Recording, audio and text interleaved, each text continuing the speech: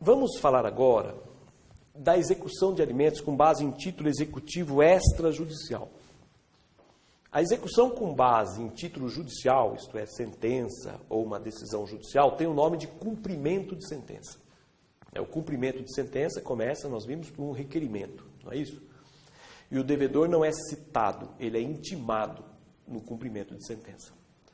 Agora, quando o título executivo for extrajudicial, quer dizer, o que está sendo executado é um contrato, um acordo de alimentos que foi homologado pelo Ministério Público, Defensoria Pública ou pelos advogados, em suma.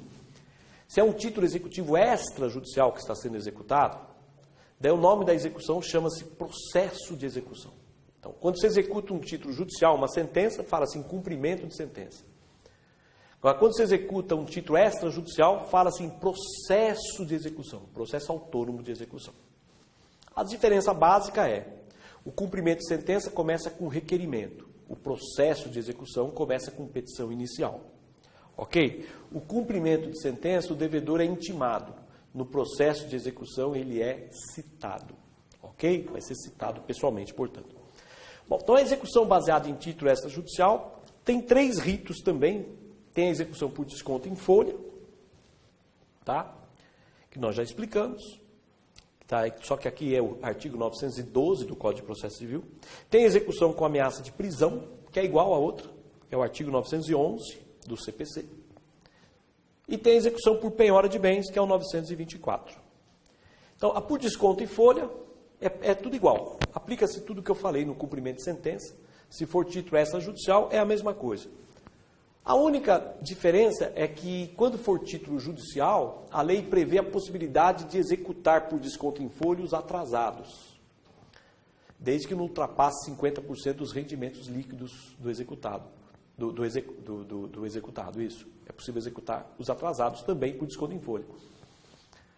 Quando for título extrajudicial, a lei não prevê a possibilidade de execução dos atrasados por desconto em folha, mas apenas da pensão alimentícia atual. Então, resumindo, é isso. Cumprimento de sentença por desconto em folha pode abranger os alimentos em atraso. Processo de execução, com base em título extrajudicial com desconto em folha, a lei não prevê a possibilidade de abranger os atrasados. Daí, fiquem abertos se poderia ou não fazer uma analogia, né? Mas a lei não prevê a possibilidade.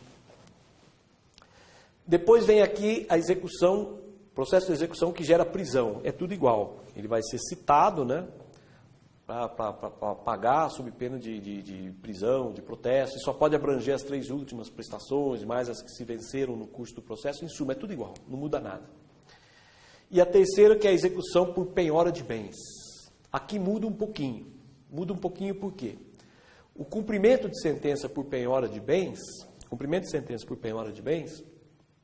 o devedor, ele vai ser intimado, né? Vai ser intimado para efetuar o pagamento em 15 dias. 15 dias, é um prazo maior, 15 dias. Vai ser intimado para pagar em 15 dias. E depois ele pode apresentar uma defesa chamada impugnação.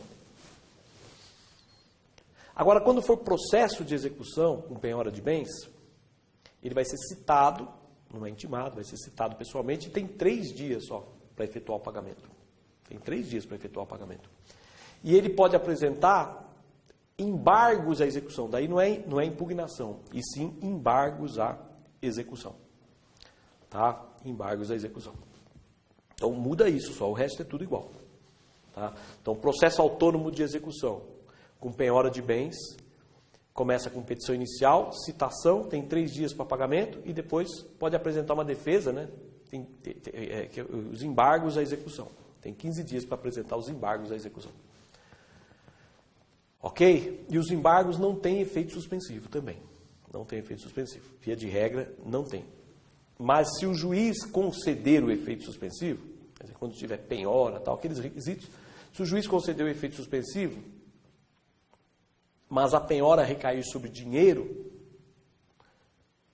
o exequente pode levantar mensalmente o valor da pensão. Então, mesmo concedendo o efeito suspensivo, se a penhora recair sobre dinheiro, o exequente pode levantar mensalmente o valor da pensão alimentícia. É o que diz o artigo 913 do Código de Processo Civil. Ok? Então, só recapitulando então, né? O processo autônomo de execução é baseado em título extrajudicial, tem petição inicial, tem citação. Ok? Pode abranger 3 ritos: desconto em folha, segundo, prisão, e o terceiro, penhora de bens. Aqui, com relação à penhora de bens, pode apresentar embargos à execução. Embargos à execução, tá?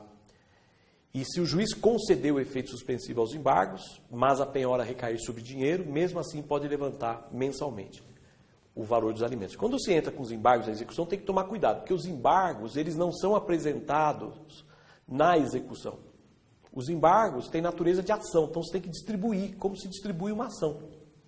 É diferente da impugnação. A impugnação você peticiona ali nos próprios autos da execução, você junta a impugnação.